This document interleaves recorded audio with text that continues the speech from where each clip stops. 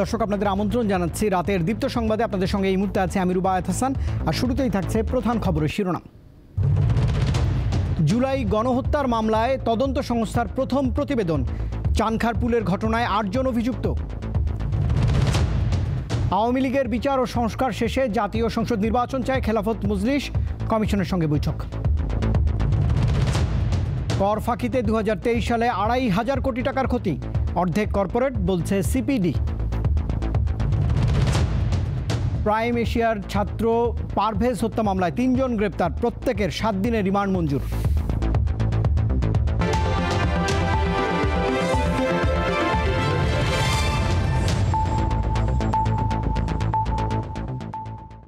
এবারে পুরো আয়োজন। রাজধানীর চানখারপুলে জুলাই আগস্ট হত্যাকাণ্ডের ঘটনায় ডিএমপির সাবেক কমিশনার হাবিবুর রহমান সহ পুলিশের ৮ সদস্যের বিরুদ্ধে পূর্ণাঙ্গ প্রতিবেদন দিয়েছে ট্রাইব্যুনালের তদন্ত সংস্থা। শেখ হাসিনা সহ সুপিরিয়র কমান্ডারদের বিরুদ্ধে চলা তদন্ত শিগগিরই শেষ হবে বলে জানিয়েছেন চিফ প্রসিকিউটর। ২০২৪ সালে ছাত্র জনতার আন্দোলন দমনে ব্যাপক শক্তি প্রয়োগের অভিযোগ ওঠে আওয়ামী লীগ সরকারের বিরুদ্ধে। অনেক জায়গায় ঘটে হতাহতের ঘটনা। রাজধানীর চানখারপুলে প্রাণ হারান ১০ম শ্রেণীর ছাত্র আনাস সহ ৬ জন। চিফ প্রসিকিউটর নিয়োগ দেওয়া হয় এবং এ ঘটনায় তদন্ত শেষ করেছে আন্তর্জাতিক অপরাধ ট্রাইব্যুনালের তদন্ত সংস্থা। সোমবার প্রসিকিউশন জানিয়েছে ডিএমপির সাবেক কমিশনার হাবিবুর রহমান, ডিএমপির সাবেক যুগ্ম কমিশনার সুদীপ কুমার চক্রবর্তী, সাবেক এডিসি শাহ আলম, সাবেক এসি মোহাম্মদ ইমরুল, সাবেক ইন্সপেক্টর আরশাদ হোসেন এবং কনস্টেবল সুজন, ইমন ও নাসিরের বিরুদ্ধে অভিযোগের প্রমাণ মিলেছে। সরাসরি সম্পৃক্ত যারা তারা এবং তাদের সুপিরিয়র কমান্ডারদেরকে বিচারের আওতায় আমরা আনছি। সে কারণেই ৮ জনকে আইডেন্টিফাই করা হয়েছে। আরও যে সমস্ত ঘটনা ঘটেছে সেগুলোর জন্য তদন্ত অব্যাহত আছে। যেমন চানখারপুর এলাকায় শুধু পুলিশ না, কিন্তু সেখানে আওয়ামী লীগ, যুবলীগ, তাদের কমিশনাররা এরাও সম্পৃক্ত ছিল। তাদের ব্যাপারে আলাদাভাবে তদন্ত চলমান আছে। তিনি জানান, চানখারপুলে সংগঠিত অপরাধের আরও তদন্ত হচ্ছে। সে সময়ের সব অপরাধের সুপিরিয়র কমান্ডার ছিলেন শেখ হাসিনা। প্রধান আসামি শেখ হাসিনা সহ তার সুপিরিয়র কমান্ডারদের জন্য তদন্তটা আলাদাভাবে হচ্ছে, কারণ বাংলাদেশের সর্বত্র যে জায়গাতেই অপরাধগুলো হয়েছে প্রত্যেকটা অপরাধের সাথে তাদের সম্পৃক্ততা প্রমাণিত। সে কারণে তাদেরকে কমান্ড এবং সুপিরিয়র রেসপন্সিবিলিটির দায়ে আলাদাভাবে তদন্ত রিপোর্ট দাখিলের প্রক্রিয়া চলমান আছে, যেটা খুব সহসা আমরা আপনাদের সামনে প্লেস করব। ইন্সপেক্টর আরশাদ, কনস্টেবল সুজন, ইমন ও নাসির কারাগারে আছেন। ডিএমপির সাবেক কমিশনার হাবিব সহ অন্য ৪ আসামি পলাতক। আজিজুল ইসলাম, দীপ্ত সংবাদ, ঢাকা। জাতীয় ঐক্যমত্য কমিশনের ১৬৬টি প্রস্তাবনার মধ্যে ১৪৭টির সাথেই একমত হয়েছে বাংলাদেশ খেলাফত মজলিস। তবে আওয়ামী লীগের বিচার ও প্রয়োজনীয় সংস্কার শেষে জাতীয় সংসদ নির্বাচন চায় এই দলটি। সোমবার জাতীয় ঐক্যমত্য কমিশনের সঙ্গে বৈঠক শেষে দলটি এসব কথাই জানিয়েছে। ছাত্র জনতার গণ অভ্যুত্থানের মধ্য দিয়ে আওয়ামী লীগ সরকারের পতনের পর নতুন বাংলাদেশ বিনির্মাণে গঠিত হয় জাতীয় ঐক্যমত্য কমিশন। ১৬৬টি প্রস্তাবনা নিয়ে সকল রাজনৈতিক দলের সাথে আলোচনা চালিয়ে যাচ্ছে কমিশন। এরই অংশ হিসেবে সোমবার সকালে জাতীয় সংসদ ভবনের এলডি হলে বাংলাদেশ খেলাফত মজলিসের সঙ্গে আলোচনায় বসে জাতীয় ঐক্যমত্য কমিশন। এতে অংশ নেন বাংলাদেশ খেলাফত মজলিসের ৩ প্রতিনিধি। আলোচনার শুরুতে ঐক্যমত্য কমিশনের সহসভাপতি ডক্টর আলী রিয়াজ বলেন, সংস্কার কমিশনগুলো এমনভাবে কাজ করছে যাতে কোনো অবস্থাতেই ফ্যাসিবাদী শাসন আবার প্রতিষ্ঠিত হতে না পারে। এই সংস্কার কমিশনগুলোর উদ্দেশ্য হচ্ছে বাংলাদেশে এমন একটা ব্যবস্থা তৈরি করা যাতে করে বাংলাদেশে পুনরায় কোনো অবস্থাতেই একটি ফ্যাসিবাদী শাসন প্রতিষ্ঠিত হতে না পারে। মানুষ যেন তাদের জীবনাচরণের ক্ষেত্রে কোনো অবস্থাতেই প্রতিবন্ধকতার মুখোমুখি না হন। 2 ঘন্টার আলোচনা শেষে সাংবাদিকদের সাথে কথা বলেন খেলাফত মজলিসের মহাসচিব জালালউদ্দিন আহমদ। জানান, ১৬৬টি প্রস্তাবনার মধ্যে ১৪৭টিতে একমত, 15টিতে ভিন্নমত এবং 4টিতে আংশিক মতামত প্রকাশ করেছে দলটি। আমরা বলেছি যে জনগণের প্রত্যক্ষ সরাসরি ভোটে চেয়ারম্যান নির্বাচিত হবেন। আমরা বর্তমান এই সংবিধানে আল্লাহর উপর পূর্ণ আস্থা ও বিশ্বাস রাখার বিধান পুনর্বহাল করার জন্য আমরা দাবি করেছি। তিনি জানান, ফ্যাসিস্ট আওয়ামী লীগ ও তাদের দোসরদের দৃশ্যমান বিচার ও প্রয়োজনীয় সংস্কার শেষেই নির্বাচন চায় খেলাফত মজলিস। পুলিশ প্রশাসনের যেই সক্ষমতা দরকার সেটা কিন্তু এখনও হয়ে ওঠে নাই। এজন্য আমাদের দলের পক্ষ থেকে দাবি হলো যে প্রয়োজনীয় সংস্কার এবং এই পতিতদের বিচার ব্যবস্থা দৃশ্যমান একটা অবস্থায় পৌঁছার পরে জাতীয় নির্বাচন করা। নূর আলম, দীপ্ত সংবাদ, ঢাকা। প্রকৃত সংস্কার নির্বাচিত সরকার দ্বারা সম্ভব, তাই যত দ্রুত সম্ভব নির্বাচন চাই ইসলামী ঐক্যজোট। তবে নির্বাচনের জন্য প্রয়োজনীয় যে সংস্কার দরকার তাতে সরকারকে সহযোগিতা করতে চায় এই দলটি। সোমবার রাজধানীর আগারগাঁওয়ে প্রধান নির্বাচন কমিশনার AMM নাসির উদ্দিনের সঙ্গে বৈঠক শেষে ইসলামী ঐক্যজোটের মহাসচিব শাখাত হোসেন রাজি এসব কথাই জানিয়েছেন। তিনি বলছেন, গত 5 সেপ্টেম্বর ইসলামী ঐক্যজোটের নতুন কমিটি গঠন করা হয়। এই তালিকা ইসিতে জমা দেওয়া হয়েছে। অনুমোদনে কিছুটা দেরি হওয়ায় সিসির সঙ্গে তারা দেখা করেন।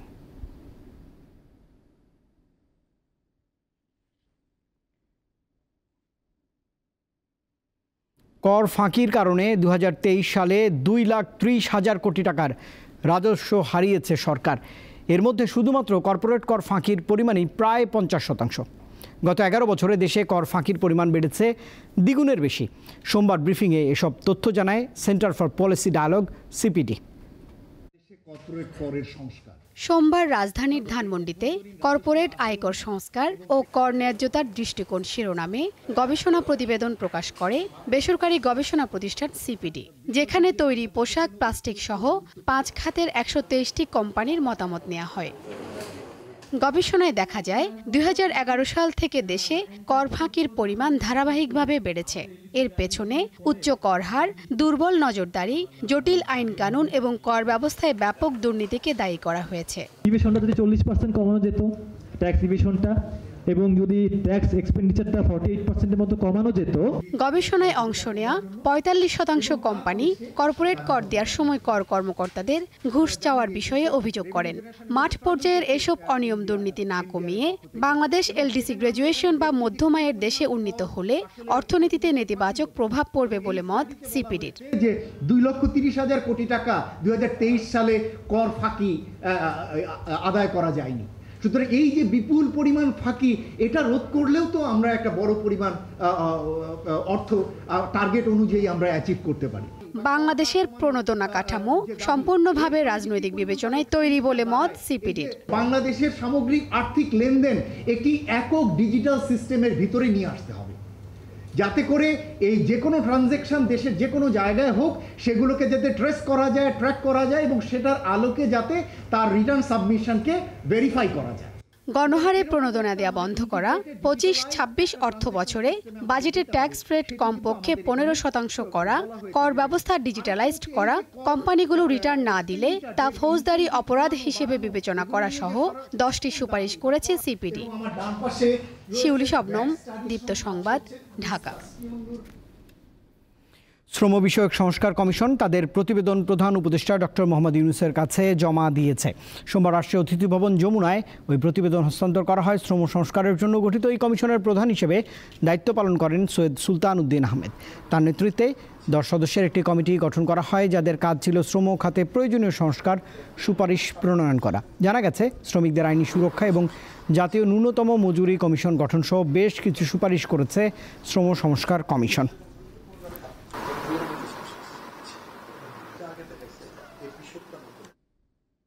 বাংলাদেশ চীনের খুব ঘনিষ্ঠ প্রতিবেশী হতে চায় বলে আবারও জানিয়েছেন প্রধান উপদেষ্টা ডক্টর মোহাম্মদ ইউনূস।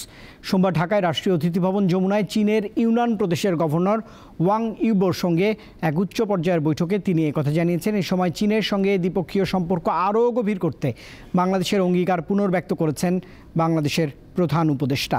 ইউনানের গভর্নর জানিয়েছেন, ইউনানে একটি চীনা ব্যাংক ইতোমধ্যেই অধ্যাপক ইউনূস প্রবর্তিত ক্ষুদ্র ঋণ ব্যবস্থা গ্রহণ করেছে।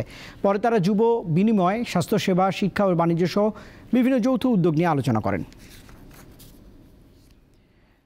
আর্থানা শীর্ষ সম্মেলন 2025-এ যোগ দিতে প্রধান উপদেষ্টা অধ্যাপক ডক্টর মোহাম্মদ ইউনূস কাতারের রাজধানী দোহার উদ্দেশ্যে ঢাকা ছেড়েছেন। প্রধান উপদেষ্টা এবং তার সফরসঙ্গীদের বহনকারী বাংলাদেশ বিমানের একটি ফ্লাইট সোমবার সন্ধ্যা 7টায় হজরত শাহজালাল আন্তর্জাতিক বিমানবন্দর ত্যাগ করে। দোহায় 22 ও 23 এপ্রিল অনুষ্ঠেয় এবারের আর্থানা শীর্ষ সম্মেলনে অংশ নেবেন অধ্যাপক ইউনূস।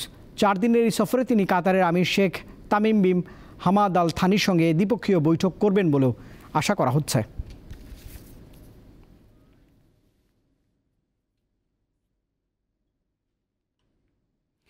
বিদেশে পলাতক আওয়ামী লীগের নেতাদের অবশ্যই আইনের আওতায় আনা হবে বলে জানিয়েছেন প্রধান উপদেষ্টার প্রেস সচিব শফিকুল আলম।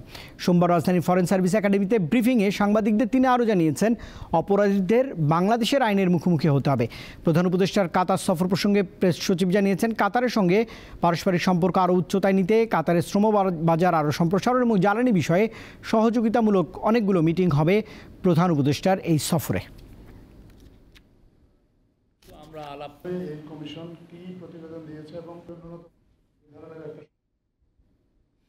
প্রাইম এশিয়া বিশ্ববিদ্যালয়ের শিক্ষার্থী পারভেজ হত্যা মামলায় গ্রেপ্তার ৩ জনের প্রত্যেকের 7 দিনের রিমান্ড মঞ্জুর করেছেন আদালত।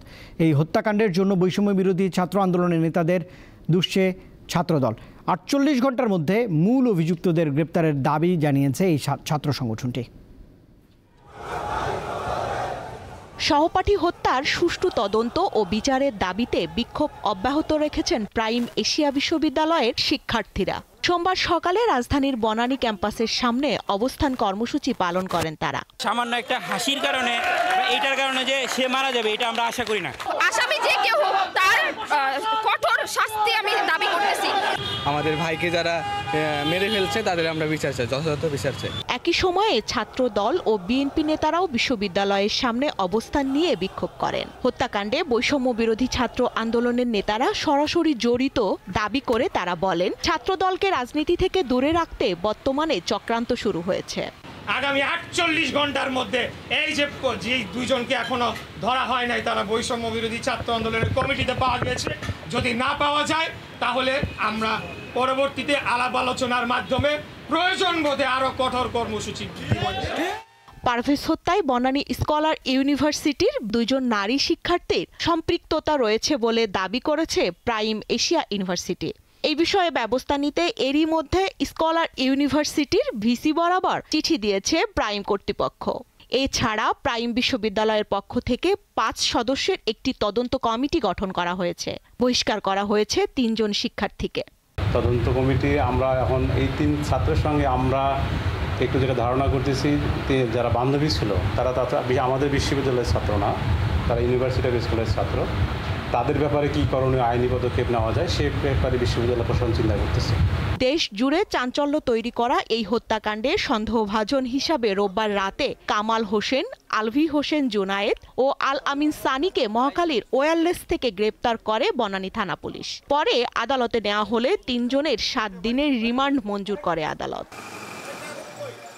স্বস্তিকা সিংহ, দীপ্ত সংবাদ, ঢাকা। এদিকে পারভেজ হত্যার সঙ্গে জড়িতদের দ্রুত গ্রেপ্তার ও বিচারের দাবিতে মানববন্ধন করেছে ঢাকা বিশ্ববিদ্যালয়ের ছাত্রদল। সোমবার ঢাকা বিশ্ববিদ্যালয়ের রাজু ভাস্কর্যের সামনে আয়োজিত মানববন্ধনে ঢাকা বিশ্ববিদ্যালয়ের ছাত্রদল সভাপতি গণেশচন্দ্র রায় সহ অন্যান্য নেতাকর্মীরা অংশ নেন। বক্তারা অভিযোগ করে বলেন যে শিক্ষার্থীরা শেখ হাসিনার বিরুদ্ধে আন্দোলন করেছিল, আজ তারা সন্ত্রাসী হিসেবে রূপ নিয়েছে।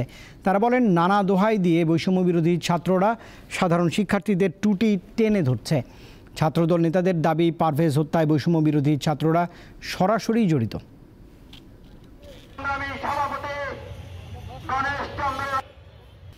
ফরিদপুরে আওয়ামী লীগের ব্যানারে মিছিলের প্রস্তুতিকালে 8 জনকে আটক করা হয়েছে। গত রাত 1টার দিকে ফরিদপুর সদরের চণ্ডীপুর এলাকা থেকে তাদের আটক করে কোতোয়ালি থানা পুলিশ। সোমবার সন্ধ্যায় বিষয়টি নিশ্চিত করেন কোতোয়ালি থানার ওসি আসাদুজ্জামান। আজ সন্ধ্যায় রাষ্ট্র বিশৃঙ্খল পরিবেশ সৃষ্টির অপরাধে নিয়মিত মামলায় আটক দেখিয়ে তাদের আদালতে পাঠানো হয়েছে বলে জানিয়েছেন তিনি। এদিকে নারায়ণগঞ্জে আওয়ামী লীগের মিছিলের প্রস্তুতিকালে যুবলীগের 7 জন কর্মীকে আটক করেছে পুলিশ। সোমবার ভোরে ফতুল্লার শিবু মার্কেটের লামাপাড়া এলাকা থেকে তাদের আটক করা হয়। এ সময় তারা মিছিলের প্রস্তুতি নিচ্ছিলেন।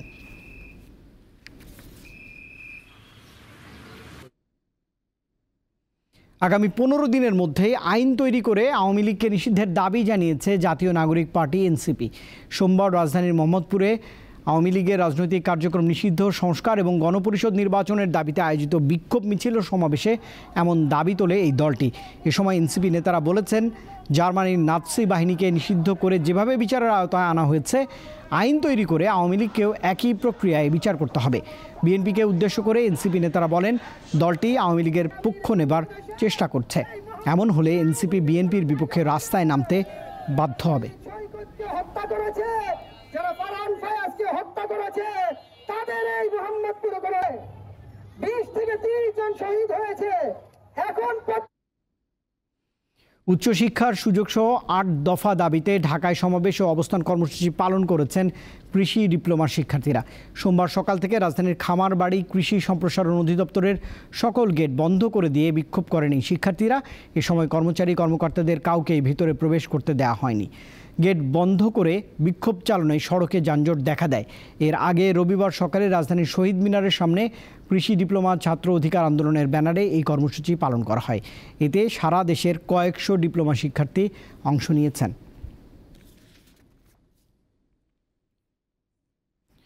এদিকে ডিগ্রি পাস কোর্সের সম্মানের দাবিতে দেশের বিভিন্ন জেলায় মানববন্ধন করেছেন নার্সিংয়ের শিক্ষার্থীরা। গোপালগঞ্জের স্নাতক সম্মান ডিগ্রি পাস কোর্স সমমান সম্মাননার দাবিতে মানববন্ধন ও অবস্থান কর্মসূচি পালন করেছে diploma in nursing science and midwife এবং ডিপ্লোমা ইন মিডওয়াইফ নার্সিং শিক্ষার্থীরা। ব্রাহ্মণবাড়িয়াতেও মানববন্ধন ও অবস্থান কর্মসূচি পালন করেছে Bangladesh diploma students nurses union. একই দাবিতে পটুয়াখালীতে মানববন্ধন ও অবস্থান কর্মসূচি পালন করেছে সরকারি বেসরকারি নার্সিং কলেজ এবং ইনস্টিটিউটের শিক্ষার্থীরা। সকালে জেলা প্রশাসক কার্যালয়ের সামনে থেকে মানববন্ধন ও অবস্থান কর্মসূচি পালন করেন হবিগঞ্জ নার্সিং ইনস্টিটিউটের শিক্ষার্থীরা। এদিকে 6 দফা দাবি আদায় কেন্দ্রীয় কর্মসূচির অংশ হিসেবে দেশের বিভিন্ন পলিটেকনিক ইনস্টিটিউটের শিক্ষার্থীরা আজও বিক্ষোভ করেছেন।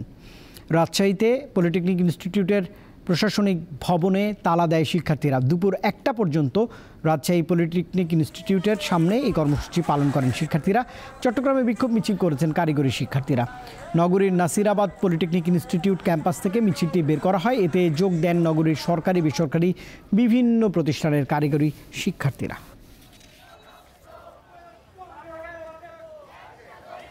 অন্যদিকে উপাচার্যের পদত্যাগ দাবিতে আমরণ অনশন শুরু করেছে খুলনা প্রকৌশল ও প্রযুক্তি বিশ্ববিদ্যালয় কুয়েটের শিক্ষার্থীরা। কুয়েটের উপাচার্য অধ্যাপক মোহাম্মদ মাসুদকে অপসারণের দাবিতে 24 ঘন্টার আলটিমেটাম দিয়েছেন শিক্ষার্থীরা। আলটিমেটাম শেষ হওয়ায় সোমবার বেলা 3টা থেকে আমরণ অনশন কর্মসূচিতে চলে গেছেন শিক্ষার্থীরা। আন্দোলনরত শিক্ষার্থীদের আলোচনায় বসার আহ্বান জানিয়েছে কুয়েট ছাত্র কল্যাণ পরিষদ। আলোচনার মাধ্যমে উদ্ভূত পরিস্থিতির সমাধান সম্ভব বলে মনে করছে ছাত্র কল্যাণ পরিষদ।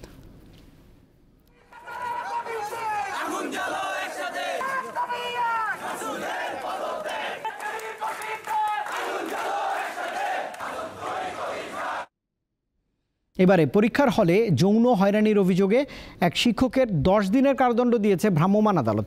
সোমবার শরীয়তপুরের নড়িয়ায় Ismail Hossain school and college কেন্দ্রে এসএসসি পরীক্ষার চলার সময় এমন ঘটনা ঘটে। নড়িয়া উপজেলা নির্বাহী কর্মকর্তা আমিনুল ইসলাম বুলবুল জানিয়েছেন, এসএসসি পরীক্ষা চলার সময় 2 পরীক্ষার্থীকে যৌন হয়রানি করা হয়েছে বলে লিখিত অভিযোগ পাওয়া যায়।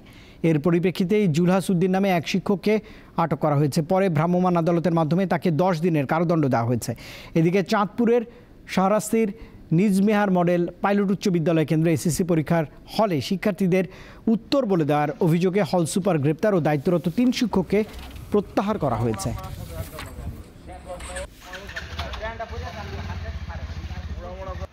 খাগড়াছড়িতে অপহৃত চট্টগ্রাম বিশ্ববিদ্যালয়ের 5 শিক্ষার্থীকে উদ্ধারে অভিযান অব্যাহত রেখেছে যৌথ বাহিনী।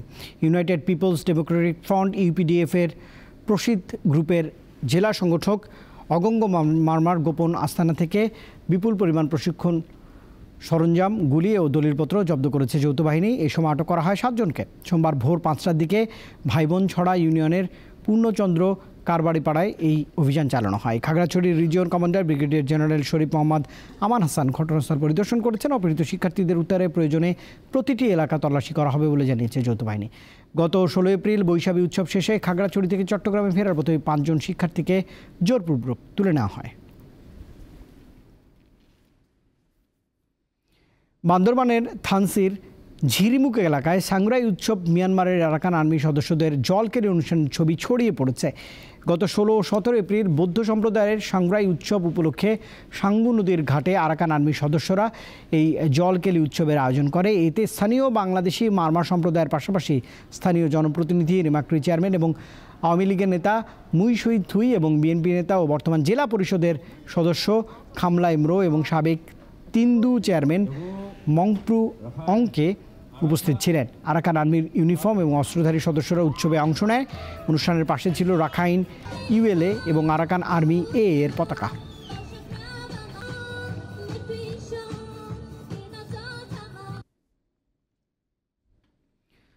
পোপ ফ্রান্সিসের মৃত্যুর মধ্য দিয়ে অবসান হলো ক্যাথলিক চার্চের যুগান্তকারী এক অধ্যায়ের। ৮৮ বছর বয়সী এই ধর্মগুরু সোমবার সকালে ভ্যাটিকানে নিজের বাসায় মারা যান। দীর্ঘদিন ধরে তিনি ফুসফুসের জটিলতায় ভুগছিলেন। পোপের ইচ্ছা অনুযায়ী রোমের সান্তা মারিয়া ম্যাগিওর ব্যাসিলিকায় তাঁকে সমাহিত করা হবে। খ্রিস্টান ধর্মের সর্বোচ্চ ধর্মগুরু পোপ ফ্রান্সিস, যিনি ভ্যাটিকানের রাষ্ট্রপ্রধান এবং পৃথিবীর নানা প্রান্তে ছড়িয়ে থাকা সব ক্যাথলিক চার্চের প্রধান হিসেবে দায়িত্ব পালন করেন। গত ১২ বছর ধরে বিশ্বের প্রায় ১৪০ কোটি ক্যাথলিককে পথ প্রদর্শকের ভূমিকা পালন করছেন পোপ ফ্রান্সিস। তার মৃত্যুতে ভ্যাটিকানের আকাশে এখন শোকের ছায়া। তবে পোপের মৃত্যুর ঘোষণা এবং তার উত্তরসূরি নির্বাচনে রয়েছে নানা আচার অনুষ্ঠান। রীতি অনুযায়ী পোপের মৃত্যুর খবর ভ্যাটিকানের পক্ষ থেকে ঘোষণা করা হয়।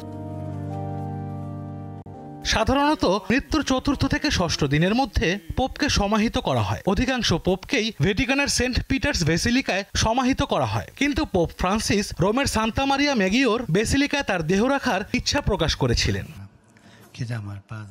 নিয়ম অনুযায়ী পোপের মৃত্যুর ১৫ থেকে ২০ দিনের মধ্যে কার্ডিনালদের ভ্যাটিকানে পৌঁছাতে হয়। নতুন পোপ নির্বাচনের জন্য সম্মেলন পরিচালনা করেন এবং তারাই ভোট দিয়ে পরবর্তী পোপ নির্বাচিত করেন।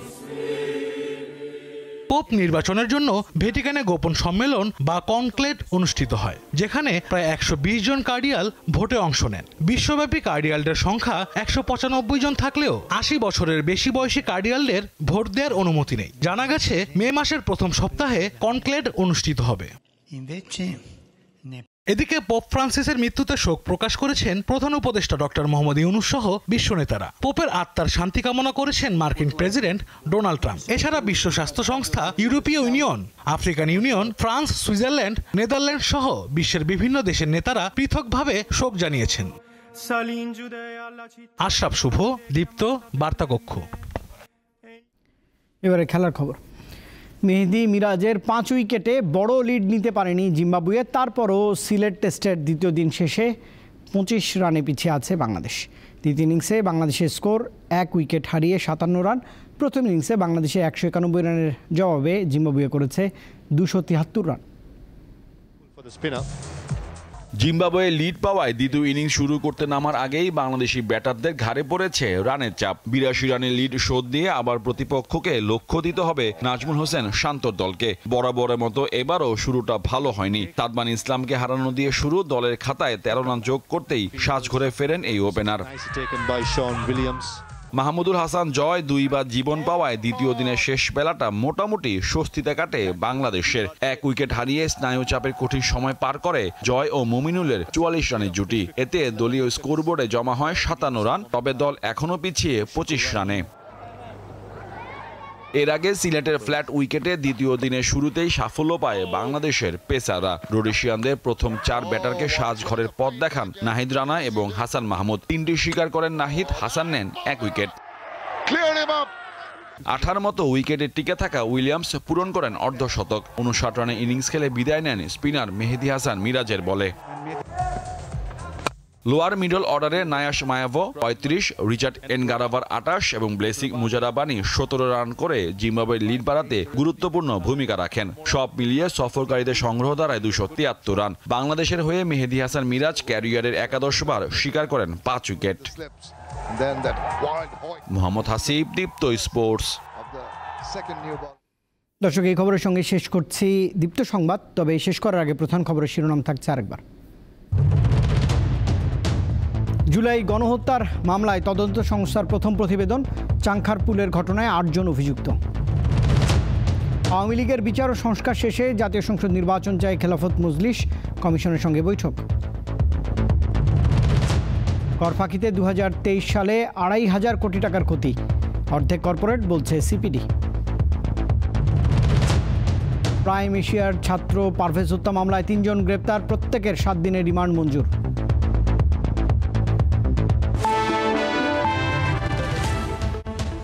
দর্শক, শেষ করছি দীপ্ত সংবাদ। এতক্ষণ সঙ্গে থাকার জন্য ধন্যবাদ সবাইকে। আরও তথ্য বিনোদনের জন্য আপনি যুক্ত থাকতে পারেন দীপ্ত টেলিভিশনের ডিজিটাল প্ল্যাটফর্মগুলোতে। শুভরাত্রি।